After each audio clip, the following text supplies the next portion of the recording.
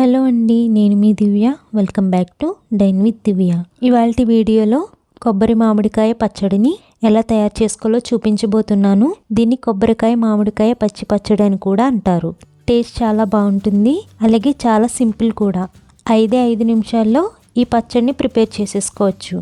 పుల్లగా కారంగా నోటికి రుచిగా చాలా బాగుంటుంది. సో మరి ఈ ఇన్స్టెంట్ పచ్చడిని ఎలా చేయాలో చూసేద్దాం.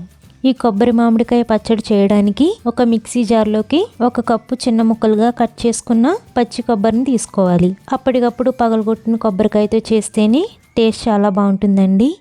నెక్స్ట్ కొబ్బరి ముక్కలు ఎంతైతే తీసుకున్నామో అదే కొలతలో పుల్లగా ఉండే పచ్చి మామిడికాయని ముక్కలుగా చేసి 1 కప్పు వరకు వేసుకోండి.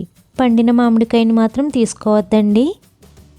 నెక్స్ట్ 3 నుంచి 4 వరకు తరిగిన పచ్చిమిర్చిని వేసుకోవాలి, లేదా మీరు తినే కారం బట్టి కూడా చూసుకుని వేసుకోవచ్చు. అలాగే రుచికి సరిపడా ఉప్పు వేసుకోండి. నెక్స్ట్ చిటికెడు పసుపు వేసుకోవాలి, అలాగే 1/2 స్పూన్ వరకు ఇంగువ వేసుకోండి. ఈ పచ్చి పచ్చడికి మెయిన్ ఫ్లేవర్ ఇచ్చేది ఇంగువే అండి. సో ఇంగువ కంపల్సరీగా యాడ్ చేసుకోవాలి. ఇప్పుడు వీటిని మెత్తగా గ్రైండ్ చేసుకోవాలి. మధ్యలో 1 టేబుల్ స్పూన్ వరకు వాటర్ని యాడ్ చేసుకుంటూ ఇలా మెత్తగా గ్రైండ్ చేసుకోండి. చూడండి, పచ్చడి కన్సిస్టెన్సీలో ఉండాలి. ఇలా రెడీ చేసుకున్న పచ్చడికి ఇప్పుడు మనం తాలింపు పెట్టుకుందాం. ఒక కడాయిలో 1/2 టేబుల్ స్పూన్ వరకు ఆయిల్ని వేసి లో ఫ్లేమ్లో వేడి చేయండి. ఇప్పుడు ఇందులో 1/2 టేబుల్ స్పూన్ వరకు పచ్చిశనగపప్పు వేసి 1 నిమిషం పాటు వేయించండి. నెక్స్ట్ 1/2 టీ స్పూన్ ఆవాలు వేసుకోవాలి.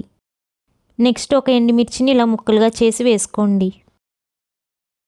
అలాగే కొద్దిగా కరివేపాకు వేసి పచ్చిశనగపప్పు గోల్డెన్ కలర్ వచ్చే వరకు వేయించుకోవాలి. ఇలా తాలింపు చక్కగా వేగిన తర్వాత ఫ్లేమ్ ఆఫ్ చేసి మనం ప్రిపేర్ చేసుకున్న పచ్చడిలో వేసుకోండి. ఇప్పుడు పచ్చడిలో బాగా కలిసేట్టుగా కలుపుకోవాలి. బాగా కలిపిన పచ్చడిని ఒక బౌల్లోకి సర్వ్ చేసుకుంటే టేస్టీగా కొబ్బరి మామిడికాయ పచ్చి పచ్చడి రెడీ అయిపోయినట్టే.